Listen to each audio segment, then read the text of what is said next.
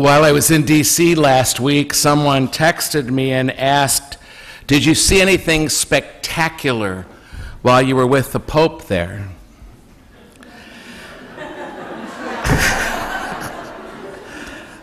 Since I've gotten back, so many of you have asked me if I touched him, if I said anything to him. And I got to say, I learned before I got there, thanks be to God, that was really not the question that really mattered to me. And perhaps that question matters the least, actually, to me. There's a long story, actually, about how close I got or didn't get what I said or did not say to him. But really, I have to say, at least for now, that matters little to me. I've never been the kind of person to get autographs from people or pose for pictures with them if they were famous or rich or powerful. As a matter of fact, I think their time is way better spent writing another book or making another decision than posing for me or signing a book for me. The most important question asked me is how am I, Gary Braun, different because of that experience of the Pope's pastoral visit to the America? What I had at that gathering at the White House last Wednesday was a front row seat, truly the best seat in the House, I'd say, because from where I was sitting, I could see the Pope and the President, and this massive, tragic, beautiful White House, layered with history and layered with meaning as the backdrop to these two men. And as I said to many before I left, I really only wanted to memorize that moment. No cameras necessary, no cameras in my pocket. I just wanted to memorize with my own eyes what I saw. I have to say that so much surprised me there in those days of my gathering in D.C. with our Holy Father and the time since in New York and in Philly. I was surprised by the depth of my emotions those days.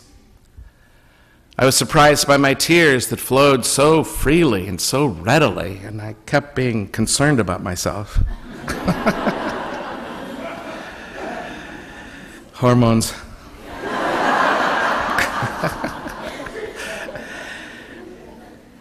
I was also quite surprised by how much I learned and by my hope. I learned a lot, actually. I learned a lot. I had in front of me and all around me that week this embodiment in my time, in my day, in our time, in our day, of what it means to be an extraordinary leader. I was not reading about this leader in history books this time. This was a leadership I had never before seen, quite like this, and especially in our church. And it's not like I agree with him on everything or even his way, nor do I suspect any of us agree with him on everything or his way of doing things. And there is a fragileness to a leader who's still doing his own work, which he makes very obvious and very clear. He's still doing his own work. He's working on himself even as he's working for us. But this was a great teacher. He taught by word and he taught by action. I went to every talk in D.C. and listened to every talk I could on TV and the radio while he was in New York and Philly.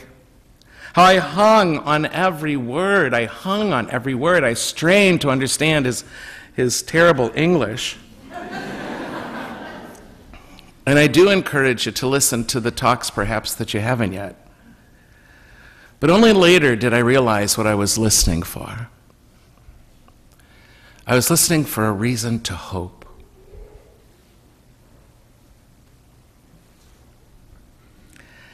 He didn't just teach by words, he taught by actions as well. Gestures that confirm that he really believes what he's saying to us.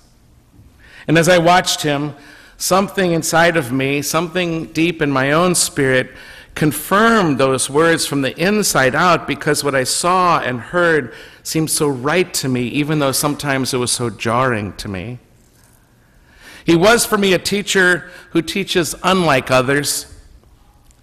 As the scripture says of Jesus, this one teaches with authority. This teaching was masterful, because it actually brought us somewhere even as we listened.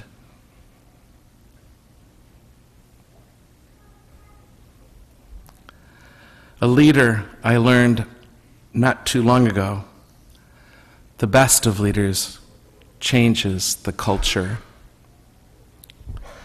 They change the culture. They bring us to a new moral baseline, not just in the church, but also a new moral baseline for the world. But it has to happen in us, in the community of believers first. That's how Jesus did it.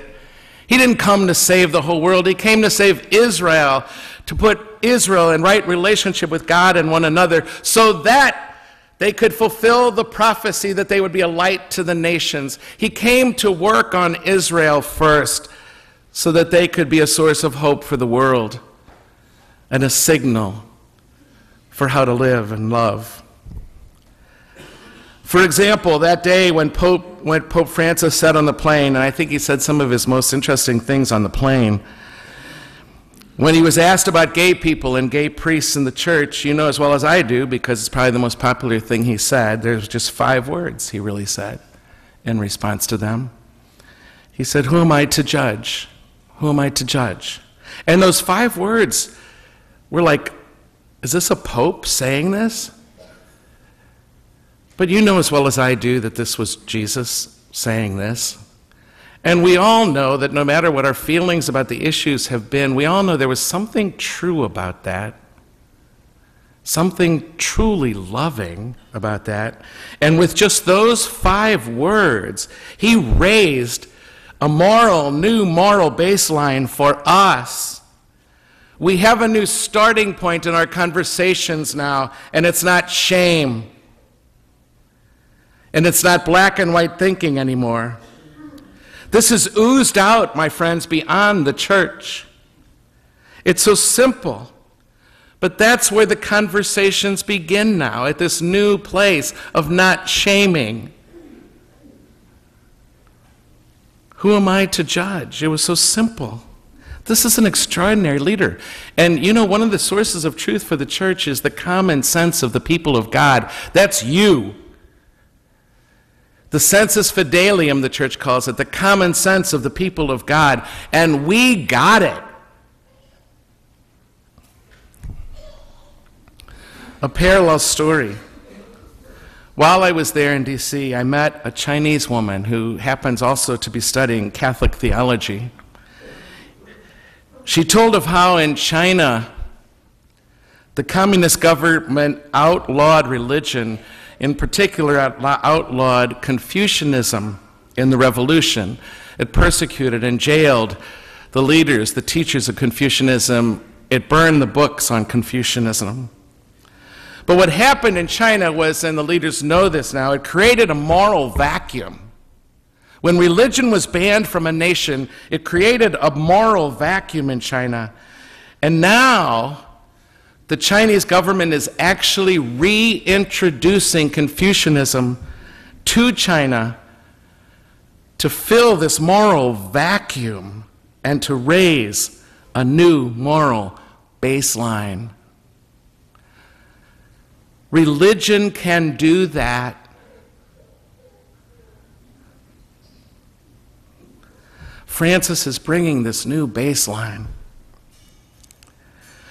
When they asked him on the plane this time how he feels about the charges that he's a communist or a socialist, all he said was, you know, I footnote everything I say.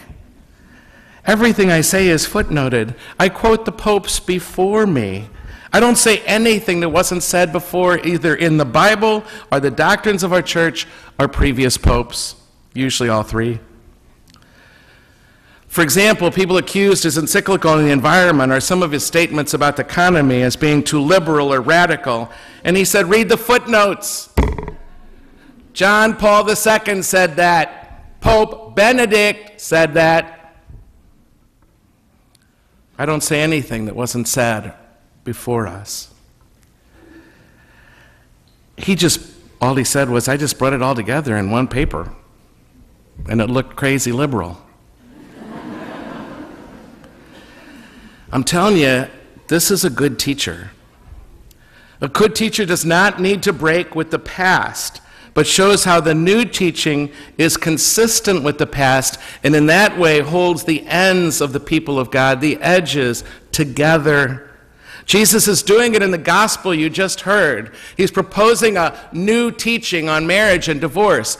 But what does he do? He footnotes it by saying, here's what Genesis says about marriage. Here's what Moses did and why Moses did it. And so, I'm sure people got all upset. Jesus footnoted everything. He was always quoting the Torah, the prophets, the law. Jesus didn't teach new things, really. This is a brilliant teacher, a truly brilliant teacher.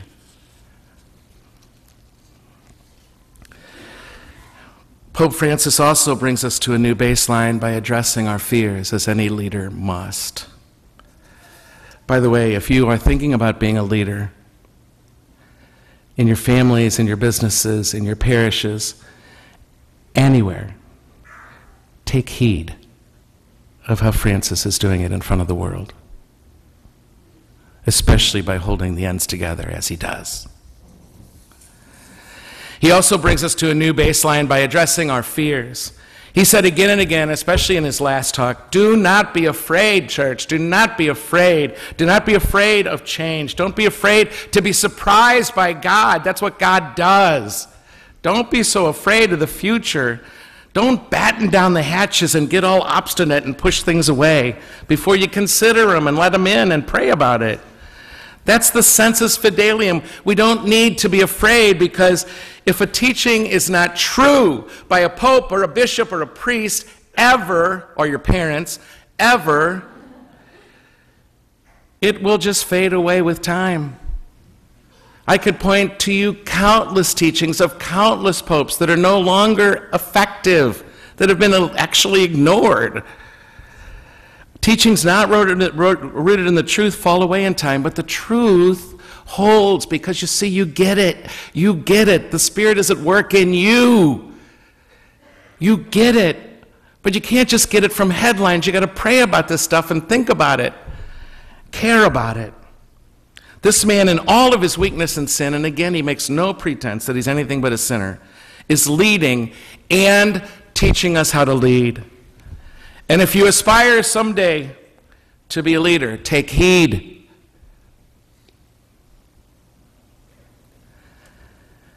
I was so touched by some of the comments I heard everywhere I went, from security guards checking IDs, thousands of IDs in front of their faces, to street crews, to people standing next to me on the street. And they said to me, really, if I could summarize it in a sentence, and this is so true, they said, this is a really cynical city, but it's not cynical right now. We're so used to the dignitaries and the rich and the famous on the streets of D.C., but here we are pouring out massively for a spiritual figure. A figure has nothing to commend him but his faith. That's pretty amazing, they said. It was pretty marvelous, actually. One of our students said to our Archbishop when he came here a couple years ago, I'll never forget this, he's a fraternity dude, and I'm not putting down fraternities, I actually love them, but he stood up in front of the Archbishop and he said, you know, Archbishop, I just want it to be cool to be Catholic again. It's so not cool to be Catholic on campus, anywhere really. And I got to tell you, I don't hear any triumphalism in this at all. I really don't think that's true. in him or in me in saying this, but I got to tell you, it was pretty darn cool to be Catholic in D.C. last week. But my real tears were born of a new hope. What I saw happening on the world stage was incredible evangelization, getting the good news out in a way the world, the non-Catholic world especially, can hear it, by doing it with love, not heavy-handed, not moralizing, but so gently and so humbly. Again, my friends, if you aspire to be a leader, take heed. The entire experience became for me a confirmation of the way we do church right here at the Catholic Student Center. We all know what the church is against. Surveys tell us if you ask Catholics or Christians, if you ask people outside the walls of Christianity or Catholicism what we believe, they will tell us everything we are against. They know what we're against, but you know what? They don't know what we're for. Let's talk about what the church is for. I suspect you know that this work called the Catholic Student Center has sometimes been an uphill battle in the local church. Too often we've been written off as liberal because we have too much compassion. I literally had an archbishop tell me that if you show too much compassion, that you're giving permission. And I said, well, what's the measure of compassion, Archbishop? And he said, me.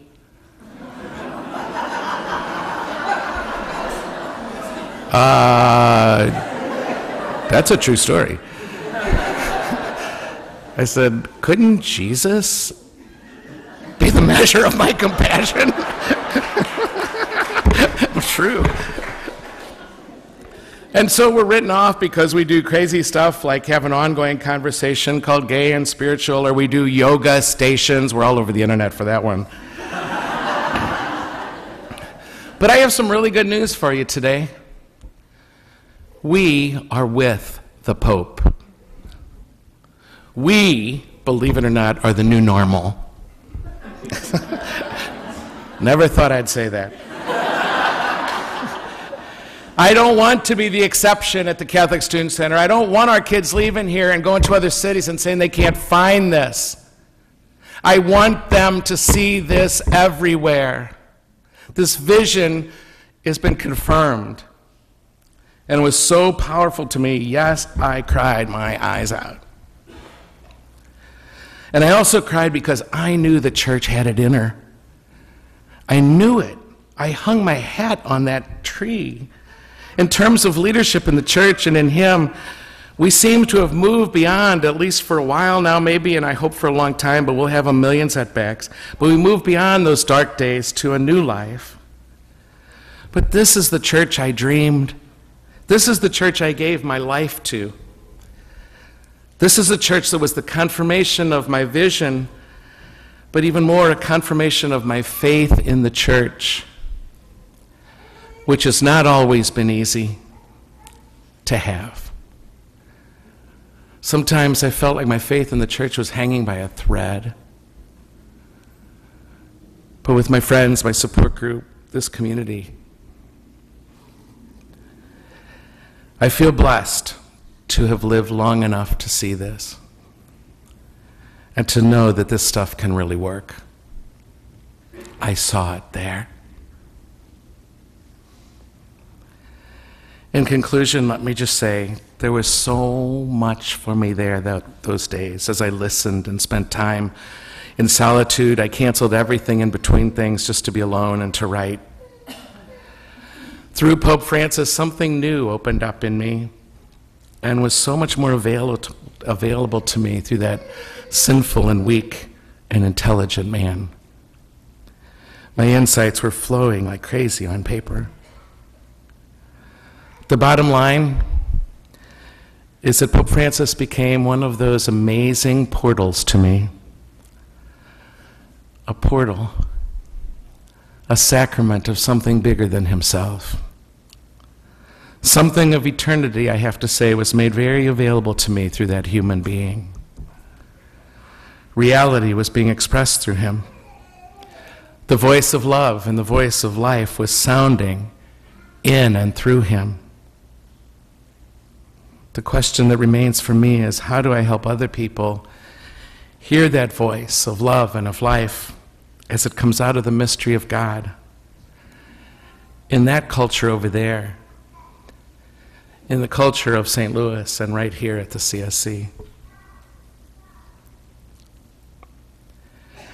Did I see anything spectacular when I was with the Pope in D.C.? I did, but it was nothing I could see with these eyes.